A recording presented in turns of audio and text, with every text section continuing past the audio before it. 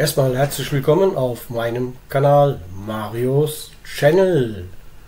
Heute machen wir ein Eimerbrot, so habe ich es benannt, oder ein Barossi.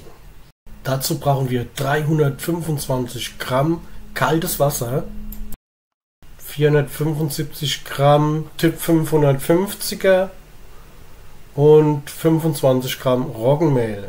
Das habe ich schon alles vorgemischt. Dazu kommen 0,8 Gramm Frischhefe, das ist so ein ganz kleines Stück. Und als erstes geben wir etwas Wasser in unseren Eimer und verrühren das ein bisschen, so dass es schön auflöst.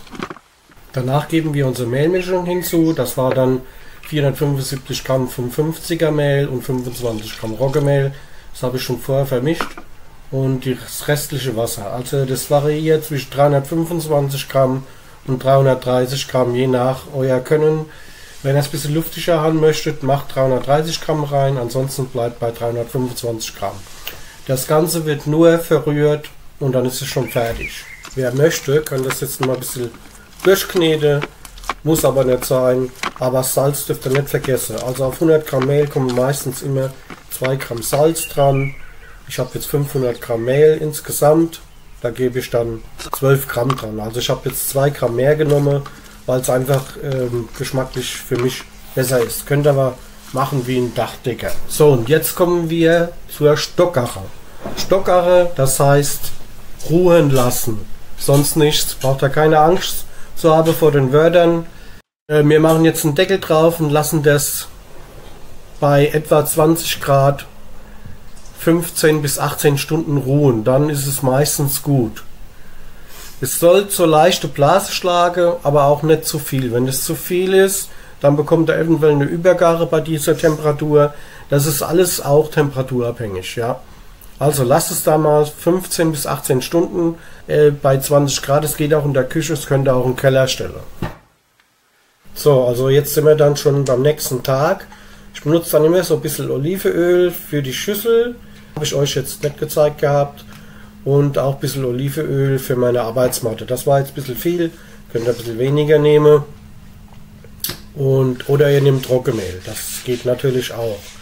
Wenn ihr es ein bisschen knuspriger mag, dann nimmt dann Roggenmehl. Das gibt auch eine schöne Kruste. Also ich öle meine Hände auch mir ein bisschen ein. Ja, und hier haben wir es schon. Unser gegangener Teig. So sieht er aus. Es soll so leichte Blase schlagen. Darf auch ein bisschen mehr sein. Und ich gehe immer so ein bisschen untergarig aus.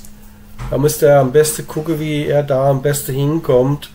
Wenn es schon zu weit ist, also wenn er schon zu viele Blasen schlägt, dann könnte es zum Beispiel sein, dass ihr eine Übergabe habt und dann euer Brot auch nichts wird, weil es wird da jetzt noch geformt und dann kommt das nochmal die Stückgache. Stückgache ist nichts anderes wie die Stockgache, nur dass die Gare nach dem Formen gemacht wird. Also ich forme das jetzt, lege es ein bisschen übereinander.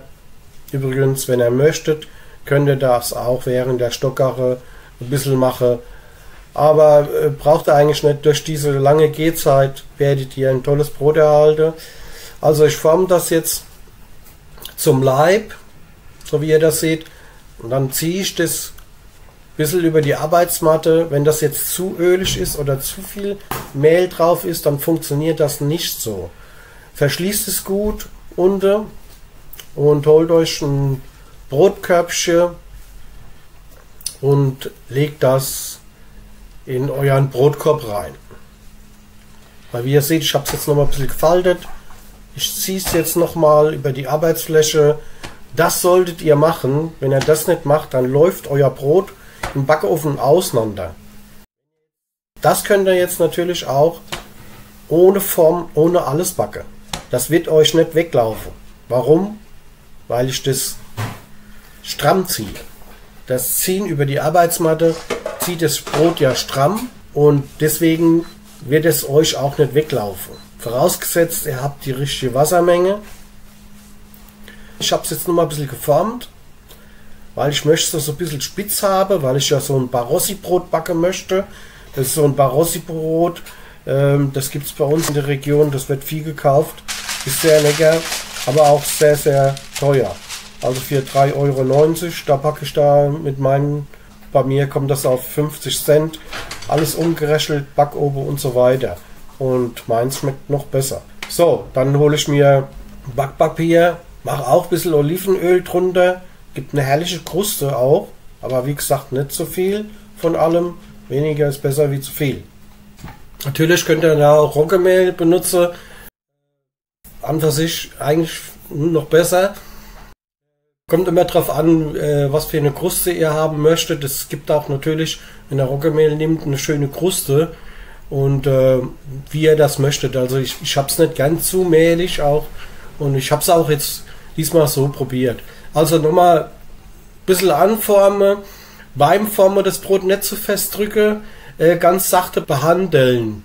Wie ihr seht, ich habe es jetzt ein bisschen grober behandelt, weil das war ja ein Testbrot und das nächste Mal werde ich das viel sachter behandeln. Umso besser ist die Porung.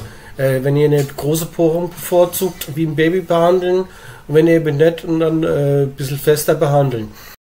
Habe jetzt die Stückache deswegen auch nochmal auf 1 Stunde gestellt, wie ihr gesehen habt.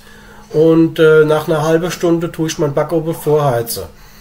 Jetzt habe ich mir hier in eine alte Salzdose, habe ich mir mein Mehl reingemacht, mein Roggenmehl und tue das jetzt nochmal ganz gut bestäuben.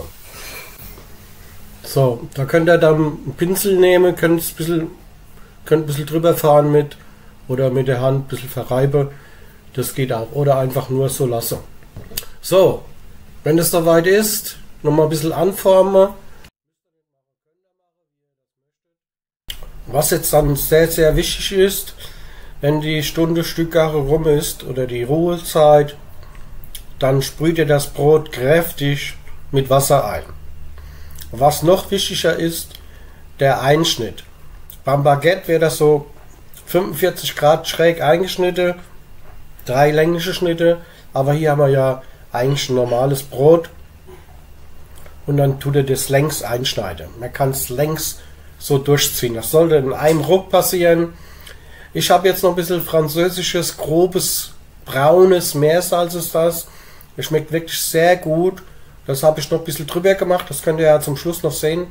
So, und jetzt ziehen wir das mit einem Ruck, ziehen wir das durch. Und dann kommt es direkt in der heiße Backofen rein. Wir haben ja mit 250 Grad haben wir, vorgeheizt. Ich gehe jetzt runter mit der Temperatur auf ungefähr 220, 230 Grad.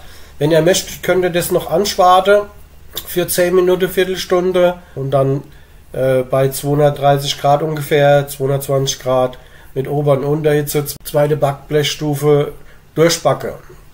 So, jetzt kommen wir dann schon zum Endergebnis.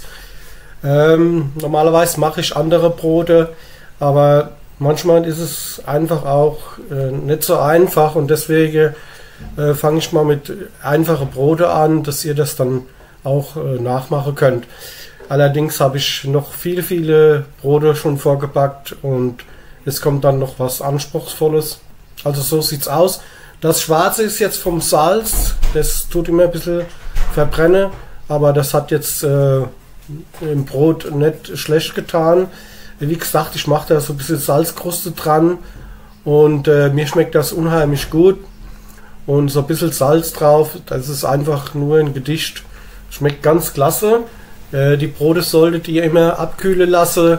Erstens besser wegen dem Anschnitt und halt auskühlen lassen. Das dauert meistens bis zu 2 Stunden. Bei der Temperatur jetzt könnt ihr mit 2 Stunden rechnen.